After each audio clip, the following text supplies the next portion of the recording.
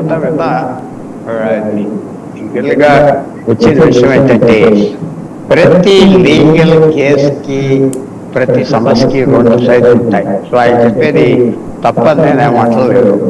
వచ్చిన ప్రాబ్లం ఏంటంటే గవర్నర్ ఆర్లింగర్ ఎవరైతే తమిళనాడులో ఉన్నారో ఇన్ఛార్జ్గా, ఆయన కాంట్రవర్షియల్ గవర్నర్.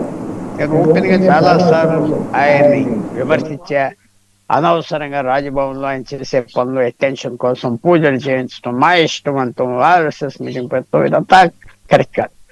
తమిళనాడుకు వచ్చేటప్పటికి ఆయన ఫాలో అయ్యేది సుప్రీంకోర్టు జడ్జిమెంట్స్ ఉన్నాయి. 2005 అనుకుంటాం ఒకటి రాజేష్ ప్రసాద్ ఏదో జడ్జిమెంట్ ఉన్నారు బీహార్కి సంబంధించింది. అలాగే యడియూరప్ప కేసు కూడా ఉన్నాయి, కొన్ని కేసెస్ ఉన్నాయి. సో ఆయన ఇందాక విజయ్ గారు చెప్పింది డిస్క్రిషనరీ పవర్స్ వాడుతున్నారు. డిస్క్రిషనరీ పవర్స్ ఉన్నాయి. నిజంగా విజయ్ కనుక 118 తెచ్చుకోకపోతే ఆర్లేకర్ అస్సలు దగ్గర రానివ్వడు. ప్రెసిడెంట్స్ రూల్ అనౌన్స్ చేసేస్తారు.